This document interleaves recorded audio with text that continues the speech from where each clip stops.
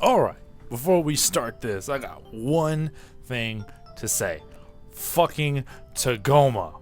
Holy crap. Dr. Tran here, and we're going to talk about the latest episode of Dragon Ball Super.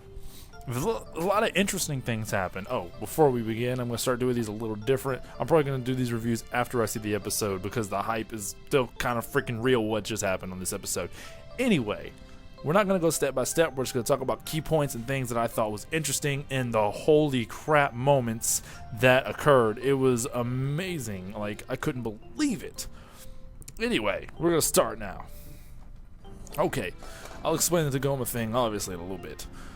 So, this episode is essentially the battle with soldiers, and honestly, the battle with soldiers was really not that intense. They did mention Boo. They showed Boo sleeping, so it wasn't just like an offhanded, oh, he's just not here because we don't have any reason for him. The fight scenes were really kind of boring in this episode. Wasn't really too big a fan of it. It was a lot of like, they didn't move anywhere. Literally, the fight ended. Roshi was muscular. He did a few cool moves here. Then he did a Kamehameha, and then he was skinny again. It's like the battle with the soldiers is over after one episode. I just don't get it. This is a really weird saga because with Beerus, we had Goku fight Beerus for like 3 episodes straight. And we had a whole episode where they just clashed fists and made the earth shatter or dimensions quake. And this, we don't have anything but like they fight in one area the whole time. It's really very fight-wise, choreography-wise, really kind of dull. And another thing that's interesting about this compared to the movie is Sorbet, we'll get more into this in a minute, Sorbet is a little less intense this time around. He doesn't seem to be as dastardly as he was in the movie. He's kind of a pushover, to be honest. He seems like a real joke of a minion. I don't know what's up with that. I did like how Gohan was there and they showed a little scene with him turning into the kid version in Frieza's mind. That was really cool. And another interesting thing I thought, it was kind of funny because it seemed like Krillin was going to be the whipping boy again in this situation because Frieza saw him and he's like, oh, I remember killing him, and he remembered how angry Goku got, obviously. So he promises his soldiers whoever kills Krillin gets to have their very own planet. Well, at this point, Krillin, as confident as he was in the last episode, he's not very confident now, and he's actually shaking in his gi. He's thinking that he's going to die. He's afraid, but then the soldier goes to punch him. Oh, he makes a little crack before that about his hair. That's kind of messed up. It'd be more messed up if Krillin wasn't, just shaving his head. He's not bald, but a soldier wouldn't know that.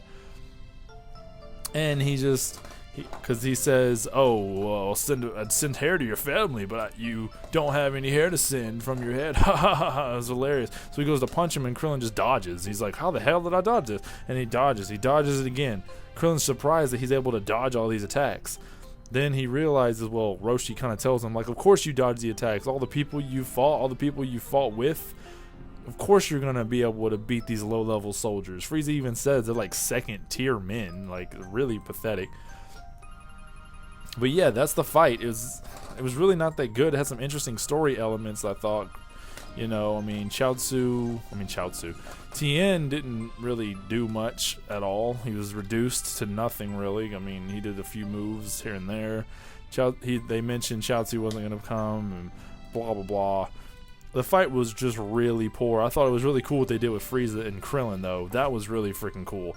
And then we get into something more interesting that I think we were all excited about if you watch this episode.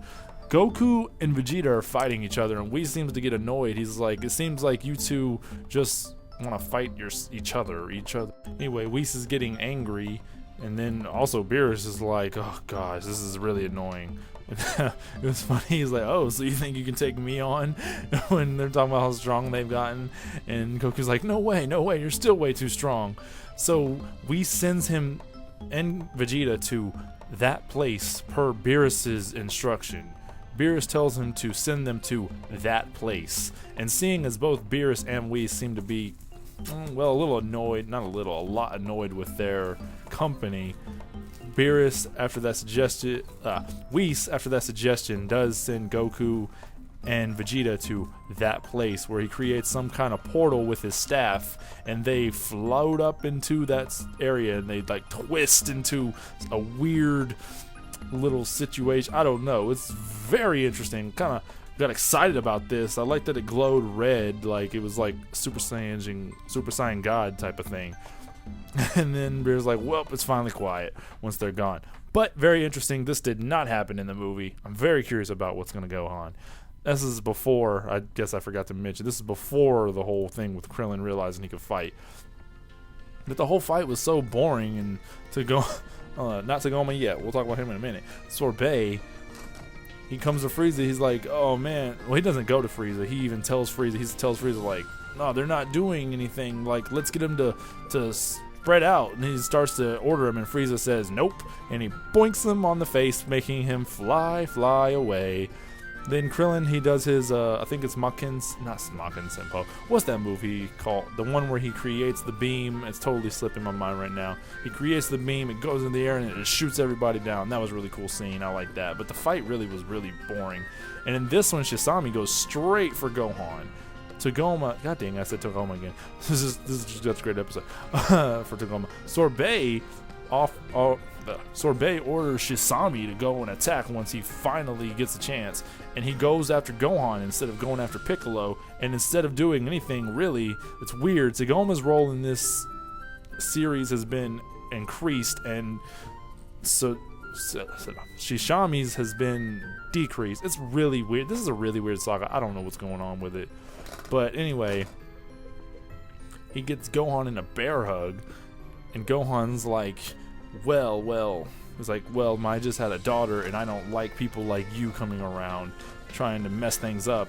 And Shisami's all, what do you mean? Like, I don't remember what Shisami's like. Anyway, fuck it. But Shisami, he goes and gets Gohan in a bear hug, and then Gohan's like, I don't like people like you coming to my home trying to get rid of, peace in my town, because, he had to do, all that stuff. And this was the best and most intense scene I have seen, and holy shit, it was just amazing. It was just, oh my god, Tagoma was a fucking amazing in this part here. Like, Shisami has Gohan in the bear hug, and Gohan starts to threaten him. He's like, you know what, you're not gonna let me go? Well, I tried.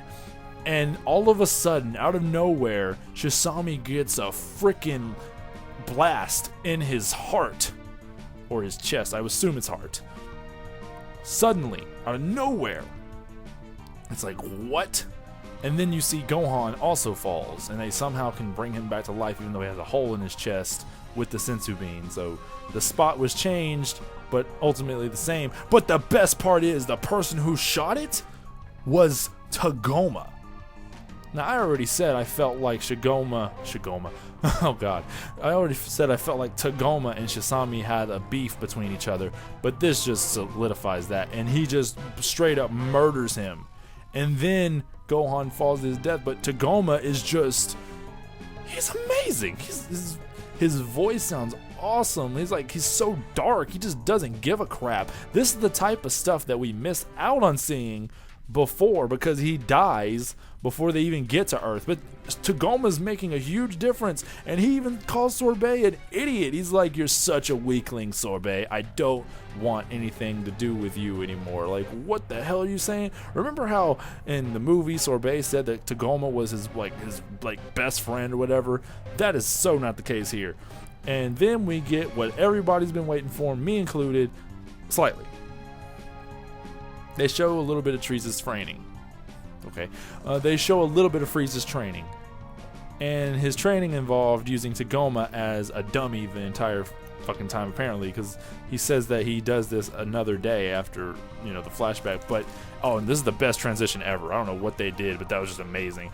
Anyway, Tagoma talks about training with Frieza, and he's basically just a test dummy for Frieza. Frieza has put this dude through complete and utter hell and torment, apparently. That's how it seems.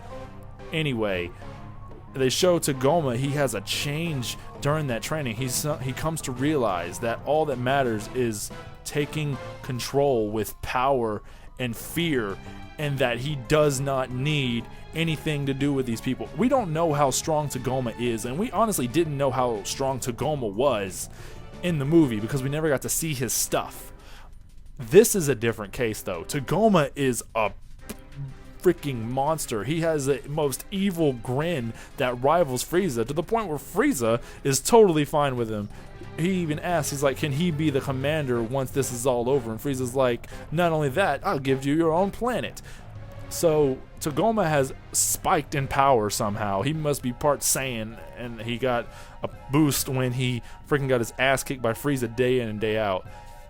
But Tagoma's amazing. I can't wait to see more of him. Like, I'm so excited to see him. He looks so awesome. But the best thing, if that wasn't enough, the best thing, and a lot of people didn't see this one coming, me included, because this is looking a lot like it was just going to be a regular old vanilla version of the movie, because this has been acting really weird and everything's going like the movie.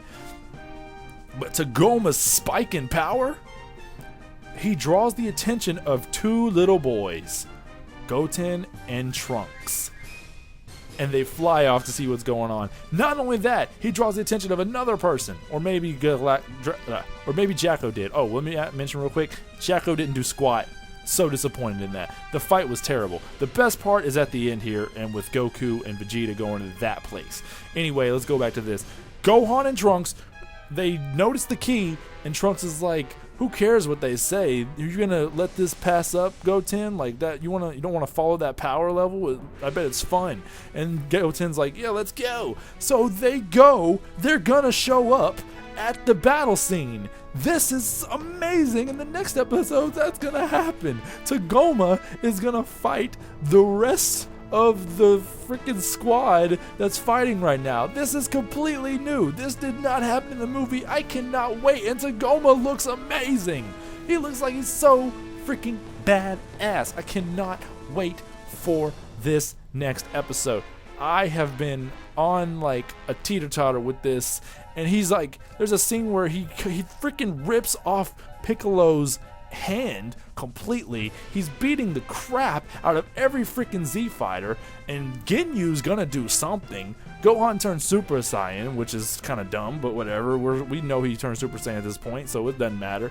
But Ginyu returns apparently, and Gotenks comes in, and he's gonna hit him in the balls, not Ginyu, Tagoma, and it's just, I can't wait for the next episode. It's amazing. I kind of really liked Tagoma's design, and I was a little sad that I didn't get to see him do anything in the movie. I'm pretty sure a lot of other people were too. And this is just amazing. I did say that he should still die, but fuck what I said. This is much better. Frieza put Tagoma through utter hell, and Tagoma is like the most maniacal person because of it. I freaking love it. I'm pretty sure that Sorbet is gonna die soon, and Tagoma is gonna be the last soldier standing when it all said and done, because he's just that fucking badass. Of course, he could die here on this episode, but the next episode, Ginyu's back. Can you believe it? But it's interesting. Sorbet said that Tagoma was even stronger than the Ginyu Force in their prime, and let's face it, the Ginyu Force at this point would just be demolished by, obviously, even Krillin at this point. So, I don't really know how to feel about that, because the way he's going to beat him up this next episode, it does not seem very Ginyu. It seems way above that, so I can't wait for it. It's going to be an amazing episode. But yeah, all I got to say is fucking Tagoma. Oh my god, can't wait for the next episode. Bye, guys.